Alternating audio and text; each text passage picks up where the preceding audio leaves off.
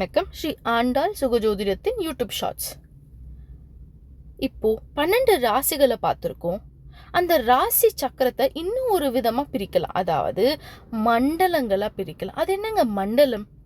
Division மாதிரி வச்சுக்கோங்க. அதாவது 12 ராசிகளை 3ஆ பிரிச்சிருக்காங்க. அதாவது மேஷ மண்டலம், சிம்ம மண்டலம், தனுசு மண்டலம் 4 பிரிச்சிருக்காங்க. மேஷம், ரிஷபம், மிதுனம், கடகம் வரைக்கும் மேஷ மண்டலம். இதுல முதல் 9 நட்சத்திரங்கள் அடங்கிடும். சிம்மம், கன்னி, துலாம், விருச்சகம் இந்த 4 தான் சிம்ம மண்டலம். இதுல அடுத்த 9 நட்சத்திரங்கள், அதாவது 10லிருந்து 18 வரக்கூடிய நட்சத்திரங்கள் அடங்கிடும். தனுசு, மகரம், கும்பம், மீனம் இந்த 4 ராசிகளும் தான் தனுசு மண்டலம். இதுல 3வது 9 நட்சத்திரங்கள், அதாவது 19லிருந்து 27வது நட்சத்திரம் வரைக்கும் இதுல அடங்கிடும். புரிஞ்சுதுங்களா? லைக், ஷேர், சப்ஸ்கிரைப் பண்ணுங்க. நன்றி, வணக்கம்.